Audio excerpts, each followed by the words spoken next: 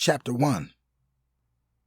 LaRue was trying to wait for the perfect moment to strike, but as he looked on as a spectator in the stands, he noticed there was an unusual amount of police presence at the game. So he casually got up from his seat and slowly made his way down the bleachers, and before anyone could react, he jumped down onto the field and was seeking his target number 6. By the time he reached the player on the field, a group of policemen was on the chase, but it was too late. LaRue had already reached his target and turned on his GoPro headset and put the pistol to the back of the young boy's helmet. The authorities backed off after becoming aware of what was going on, and as he planned, just like the many times before, his ghost account was getting thousands and thousands of views by the second, as people spread the word on what was going on at Bartram High. The principal tried in vain to intervene and talk him out of this crazy ordeal, reminding LaRue of the tragedy the school had already been hit with in the past weeks, not knowing that it was LaRue the whole time, settling scores with all who transgressed against him throughout his schooling. LaRue just laughed at him devilishly and ignored him. As the black armor trucks rolled up, LaRue knew it was almost time for the finale, and panned his head around the stadium to give his viewers the full spectrum of the event before them this particular evening. Unexpectedly, news vans made their way into the complex and began to report on the grave situation before them as well. LaRue felt as powerful as he'd ever felt his entire life as he looked on and seen almost everyone in the stands with their phones in their hands recording the event on their devices as this young boy's life was in his hands. The cocking of the assault rifles got LaRue's attention as nothing else did before, and he knew he wasn't going to let them take this moment from him. Just as always, not a single person stopped recording, and that was enough for him, as his views reached iconic status. Without any indication, he fired a single round into the young man's helmet, instantly killing him, then nonchalantly pointing the gun at the SWAT team, which, in turn, relentlessly riddled him with an unknown amount of bullets, nearly ripping the coat off his body, as the rounds went through him like he was papier-mâché. The speaker paused after those words to let the audience soak them in for a second, and not too much thereafter said, "The end." There was a thunderous roar from all that attended Cicero's Facebook Live promotional live reading. The speaker took a bow and turned to the crowd, then to Cicero and says, "I hope you all enjoyed this season. Now, if you have any questions on the book, here's the man of the hour." Cicero took all the questions from his fans for the remaining time of the event and plugged his upcoming book signing as well as he closed out the show and thanked everyone in attendance. Cicero and company decided to head over to the watering hole for a few drinks to celebrate and commemorate the evening officially. They stayed and had drink after drink after drink, staying a bit later than expected until Saray tapped him on the shoulder reminding him they stayed too long. Cicero tapped his screen on his phone to wake it and stood. He said to his party, "We gotta get out of here. It's nearly 2 a.m. His sister Vicky stood and yelled, "I'll toast to that." Half of the bar they were sitting at gave a collective but playful boo to serenade her toast. Cicero used a bit more effort than usual opening the door exiting the watering hole lounge than any other time as the strong winter winds fought back perilously. Cicero pulled his hood of his coat down over his face, clenching his leather gloves over the fur, nearly blinded by the necessity as he stepped to the side and gave way for Saray, his gorgeous 24-year-old girlfriend.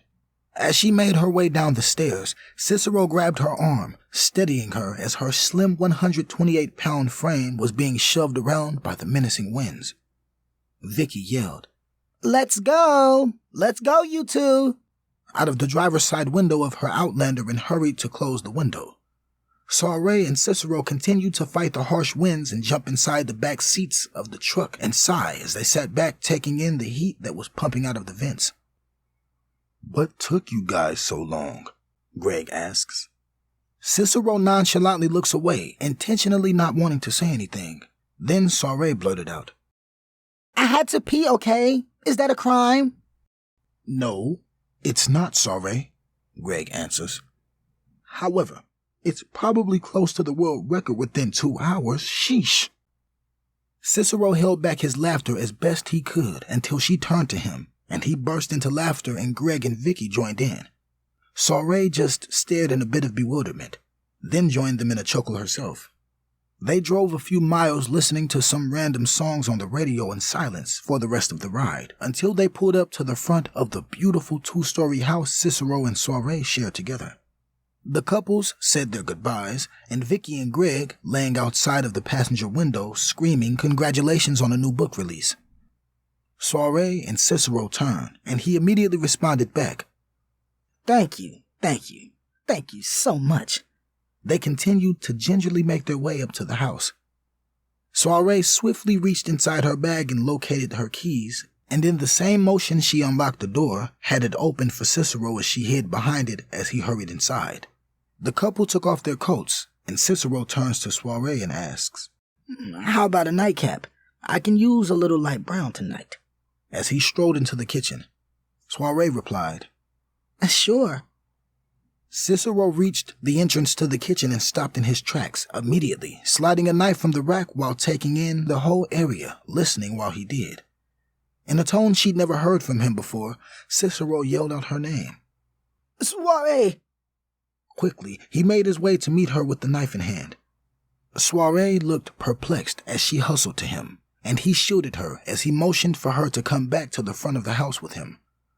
Cicero whispered in her ear, Someone has been in here, or still is. The look of terror instantly covered Soiree's face like a veil being lowered from her head. Cicero mouthed, "Call 911," and she pulled out her cell and did exactly that, as they quietly crept through the hall and back into the living room. Once the operator picked up, Soiree gave them all the info she could relay, in between gradually panicked breaths. By the time she finished speaking, they were at the front door opening it. Soiree hit the panic button on the car, and they both stood on the porch in the bitter cold until one of the neighbors pulled up in a car and asked, were they okay? No, we've been robbed, Cicero chirped back. The neighbor, who was a good 10 years older than the couple with a pretty sizable family of his own, retrieved his pistol and waved them over to him and told them they can wait for the police inside his house. Without hesitation, they quickly trotted off of the porch and over to the neighbors across the street. Once inside, the neighbor introduced himself and yelled out, Sharon, bring down a few blankets, please. Our neighbors really need them. Sharon brought the blankets downstairs as the ordeal was explained to her husband, who stood there listening in anger with his arms folded. Within a few more minutes, the police arrived, and the two couples left the house to accompany them. Cicero and Soiree were ordered to stay in the police cruiser until they finished securing the area. Cicero was stroking Soiree's hands, then rubbed her arms to calm her from the trembling. After the police came back to the front of the house, they had a discussion amongst themselves before walking over to the cruiser where Cicero and Soiree sat. The taller cop, who looked to be younger than they were, opened the door and addressed them as he took out a notepad. Okay, you two.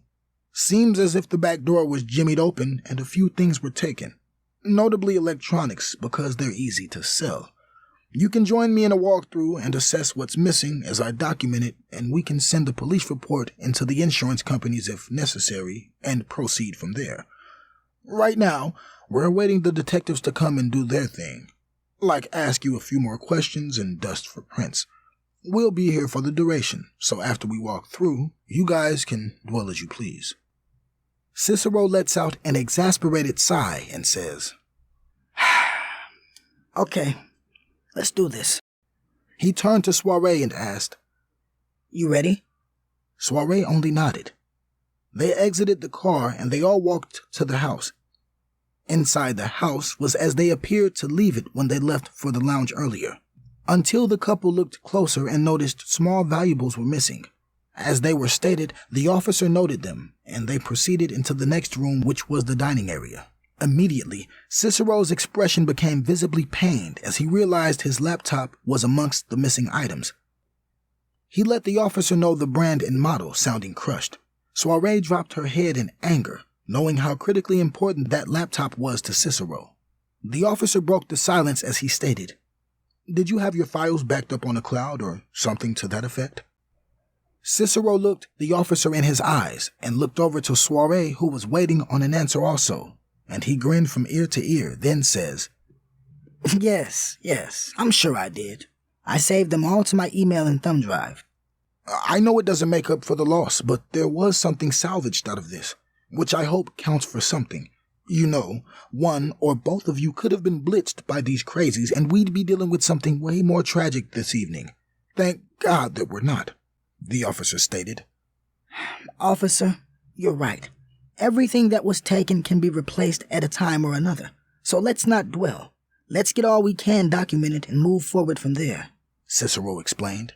Soiree led them down the hall and to the other rooms and then up to the bedrooms, where it was evident there was a frantic search for anything valuable.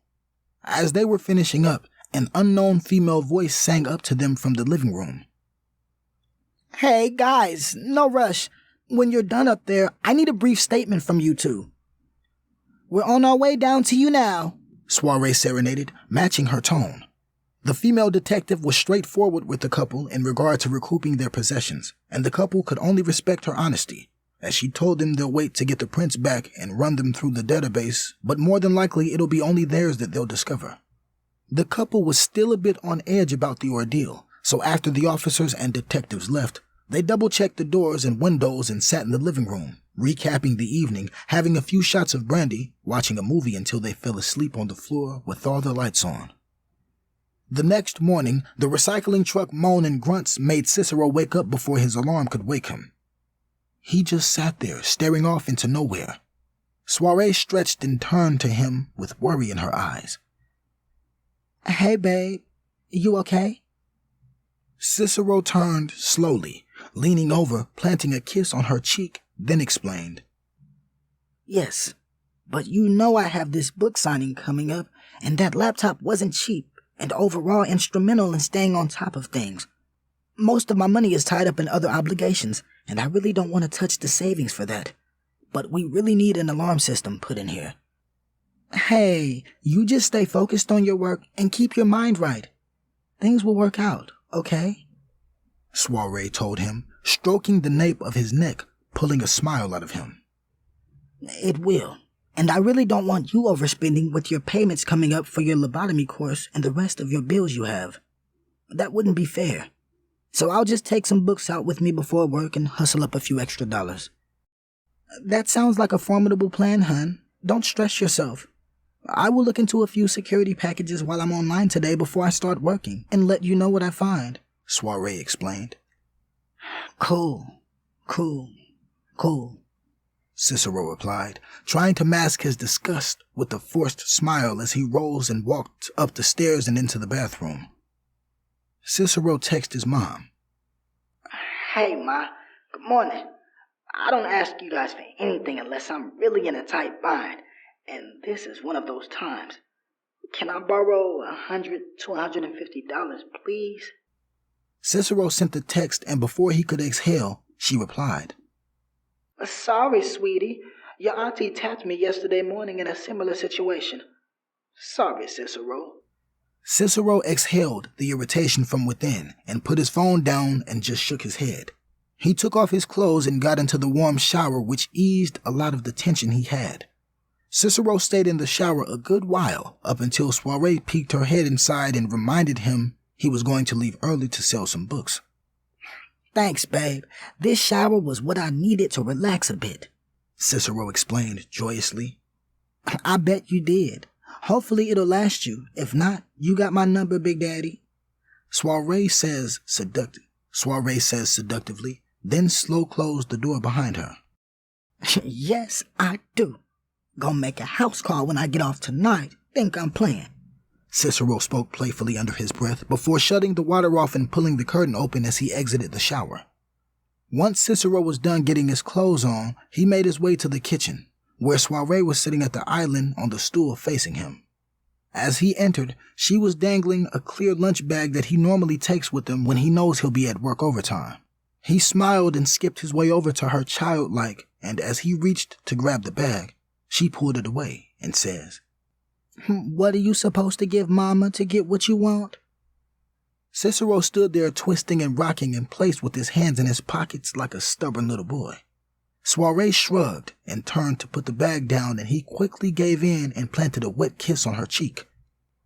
Soiree looked at him bewildered and asked, Didn't I say we kiss with our mouths closed, little boy? The role play ended as they both cracked up, not able to mask their silliness any longer.